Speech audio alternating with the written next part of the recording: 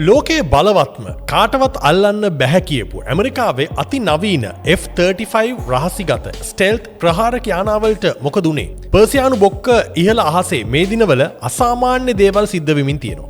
ඇමරිකානු ගුවන් හමුදාවට අයත් F-35 යානා දෙකක් පැය 24ක් ඇතුළත හදිසි ආපදා තත්ත්වයන් නිවේදනය කරලා තියෙනවා. ඉරානය කියන විදිහට මේ යානාවලට ඔවුන් පහර දුන්නත් අද මේ වීඩියෝ එකෙන් ඒ සම්බන්ධ ඇත්තම විස්තරේ ඔබට බලන්න පුළුවන්.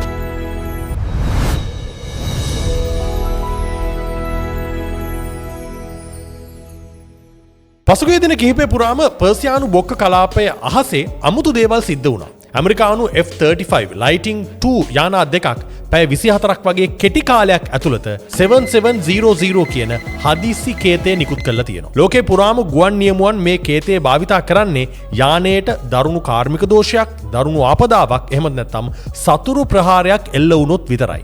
ගුවන් ගමන් දත්තවලට අනුව එක් යානයක් එක්සත් අරාබි එමිර් රාජ්‍යයේ දෙසට ගමන් කරමින් තිබෙන අතරේදීත් අනෙක් යානය ඩුබායි වල ඩර්ෆා ගුවන් කඳවුරට ගොඩබස්වන අතරවාරයේදී තමයි මේ සංඥා නිකුත් කරලා තියෙන්නේ. හැබැයි මේක එකම එක සිදුවීමක් විතරක් නෙමෙයි. මීට කලින් අප්‍රේල් මාසයේදී හෝමු සමුද්‍ර සන්ධිය ආසන්නයේදී ඩොලර් මිලියන 240ක් විතර වටින ඇමරිකානු MQ-C4 ට්‍රිටෝන් කියන දැවැන්ත නිරීක්ෂණ ඩ්‍රෝන යානයක් සම්පූර්ණයෙන්ම අතුරුදන් වුණා. අදටත් ඒකට වෙච්ච දෙයක් හොයාගන්න නැහැ. ඒ වගේම දින කිහිපයකට කලින් ඇමරිකානු KC-135 ටැංකර් නම් ඉන්ධන පුරවන යානයක් මේ විදියට හදිසි කේතයක් නිකුත් කරලා කටාර් රාජ්‍යයට ආසන්නයේදී රේඩාර් වලින් අතුරුදන් වුණා. ඒ ඉන්ධන පුරවන යානයටත් සිද්ධ වුණේ මොනවද කියලා අද වෙනකන් හොයාගෙන නැහැ. F-35 යානයක් කියලා කියන්නේ ඇමරිකානු ගුවන් බලයේ ප්‍රධානම තුරුම්පුව.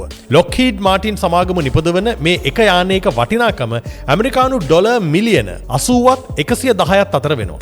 මේ යාන හදලා තියෙන්නේ රේඩාර් වලට හසු වෙන්නේ නැතුව සතුරු භූමියට රහසින්ම ඇතුළු වෙලා ප්‍රහාර එල්ල කරලා කාටවත් නොදැනී එළියට එන්න පුළුවන් විදිහට.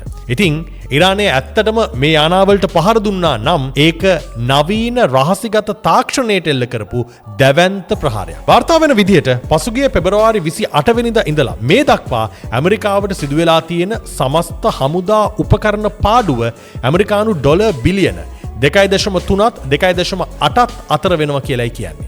ඉරාන රාජ්‍ය මාධ්‍ය ප්‍රකාශ කරන්නේ තමන්ගේ ගුවන් සීමාව ආසන්නයේදී මේ F-35 යානාවලට ඔවුන් පහර දුන්නා කියලා. ඉන්දියාවේ හයිද්‍රාබාද් වල තියෙන ඉරාන කන්සියුලර් කාර්යාලය පවා මේ ප්‍රකාශය සනාථ කරලා තියෙනවා. නමුත් ඇමරිකානු රජය මේ දක්වා F-35 යානාවලට හානියක් වුණා කියලා නිල වශයෙන් ප්‍රකාශ කළා නැහැ. මේක භූමියේ සිදුවෙන යුද මෙහෙයුමක් වගේම අන්තර්ජාලය හරහා සිදුවෙන දැවැන්ත තොරතුරු යුද්ධයක් බවට දැන්පත් වෙලා තියෙනවා. ඉතින් ඇත්තටම ඇමරිකාවේ අති නවීන F-35 යානාවලට මොකද උනේ? ඉරානයේ මේ ස්ටෙල්ත් යානා රේඩාර් මගින් හඳුනාගෙන අලුත් රහසක් හොයාගෙනද තියෙන්නේ? මේ ප්‍රශ්නවලට තාමත් නිශ්චිත උත්තරයක් නැහැ. කොහොමුණත් පර්සියානු බොක්කේ ඇමරිකානු පාඩුව තවදුරටත් නොසලකා හරින්න පුළුවන් තත්ත්වයක නැහැ. මේ ගැන ඔබේ අදහසත් කමෙන්ට් එකක් හැටියට ලියන්න. ඉරානය ඇත්තටම F-35 යානාවලට ගැහුවද? එහෙම නැත්නම් ඇමරිකාව උපක්‍රමික ක්‍රියාවක් මෙතනදි සිදු කරලා තියෙනවද? මේ වගේ ලෝකයේ සිදුවෙන අලුත්ම දේවල් ගැන තොරතුරු දැනගන්න අපේ YouTube channel එක subscribe කරන්න. Facebook වල අපිව follow කරලා තියාගන්න. ඔබට සුබ දවසක්.